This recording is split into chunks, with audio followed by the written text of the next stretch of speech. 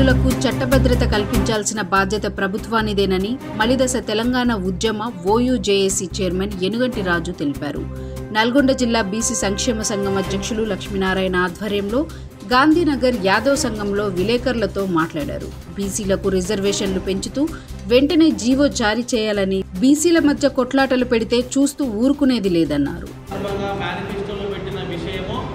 హామీని నెరవేర్చాలని కోరుకుంటా ఉన్నాం. మీరు కేవలం అసెంబ్లీలో బిల్లు ప్రవేశపెట్టి బిల్లు పాస్ అయింది కేంద్రానికి పంపుతున్నామని చేతులు దులుపుకోవడం కాదు. మీకు నిజంగా చిత్తశుద్ధి ఉంటే బీసీ బిల్లును పార్లమెంటుకి పంపడం కాదు. రాష్ట్ర ప్రభుత్వాలకు పూర్తి స్వేచ్ఛ స్వాతంత్రాలు రాజ్యాంగం కల్పించింది.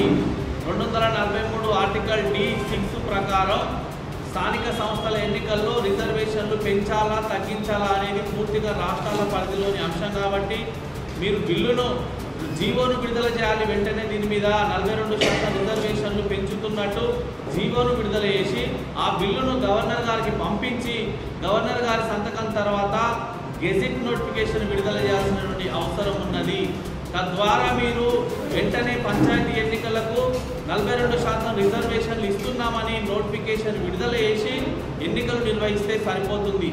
కానీ దాన్ని దాటవేస్తూ బీసీలను మళ్ళీ అన్యాయానికి గురి చేయాలని, కేంద్ర ప్రభుత్వం మీద బురద జల్లాలని పదే ఈరోజు గత 50 సంవత్సరాల నుంచి బీసీల హక్కుల కోసం పోరాటం చేస్తున్నటువంటి గొప్ప వ్యక్తి ఆర్ కృష్ణయ్య గారి మీద కూడా కొంతమంది అవాకులు చెవాకులు పేలుతున్నారు. ఈరోజు ఇది సభ్యత సంస్కారమా? ఒకసారి ఆలోచన చేసుకోండి.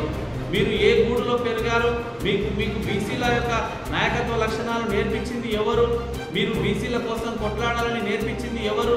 ఈరోజు ఆయన మీదనే బురద జల్లాలని చూస్తున్నటువంటి నాయకులకి సందర్భంగా హెచ్చరిస్తా ఉన్నాం. ఇది మంచి పద్ధతి కాదు, ఇది మంచి ధోరణి కాదు.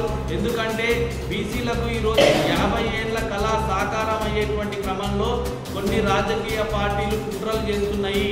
ఈరోజు భారతీయ జనతా పార్టీ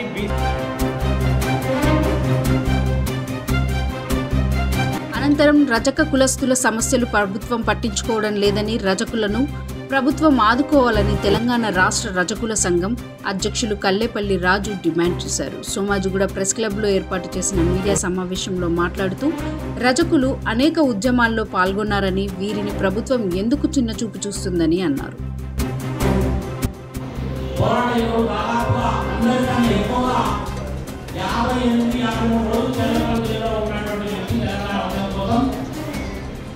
డాక్టర్ కల్లేపల్లి వెంకన్న గారిని అమూల్యమైనటువంటి సందేశాన్ని ఇవ్వాల్సిందిగా కోరుతున్నాం.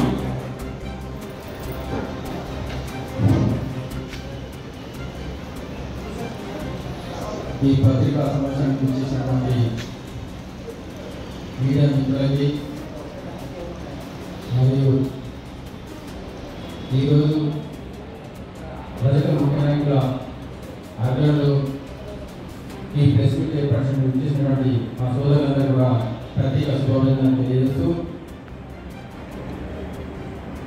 గత కొన్ని సంవత్సరాలుగా ఈ జాతికి ఇప్పుడు ఎడమతడా లేకుండా సేవ చేస్తూ ఈ జాతిలో ప్రతి ఒక్కరికి అన్నదమ్ములుగా అక్కచెల్లెలుగా కలిసి ఉంటూ ఈ సమాజానికి పట్టినటువంటి పరిశుభ్రతను మా మార్గదర్శకులు గాంధీ బాబు చేసిన మార్గంలో మా జాతి పయనిస్తున్నది.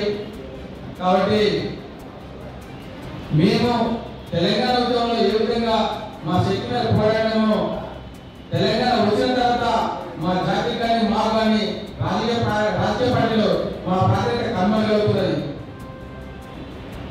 కాంగ్రెస్ ప్రభుత్వం కామారెడ్డి డిక్లరేషన్లో పెట్టినటువంటి 40% ఖచ్చితంగా రేపు రాబోయే లోకల్ బాడీ ఎలక్షన్లో మాకెంతో మా వాడత అన్ని రాజకీయ పార్టీలో కేటాయించాలని చెప్పేసి ఈ వేదిక ద్వారా డిమాండ్ చేస్తున్నాం. ఏ పార్టీ అయినా మా రజకులకు తగిన ప్రాధాన్యత కల్పించలేదు, ఖచ్చితంగా ఆ పార్టీలపై మా ధర్మపోరాటం ఉండేది. అలాగే కాంగ్రెస్ ప్రభుత్వం ఏర్పాటై 15 ఏళ్ళు గడుస్తున్నది. గతంలో కాంగ్రెస్ ప్రభుత్వం రజక ఫెడరేషన్ ఏర్పాటు చేసి డాక్టర్ రంజన్ చైర్మన్ 2 సార్లు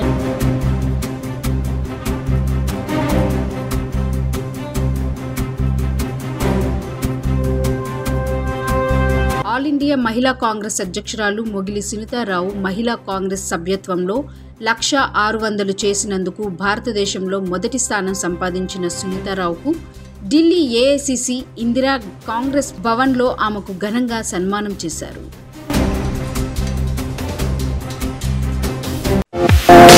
నిరంతర న్యూస్ కోసం ఛానల్ ని సబ్స్క్రైబ్ చేసుకోండి. పక్కనే ఉన్న బెల్ సింబల్ ని క్లిక్ చేయండి. Thank you for watching Ankam news channel.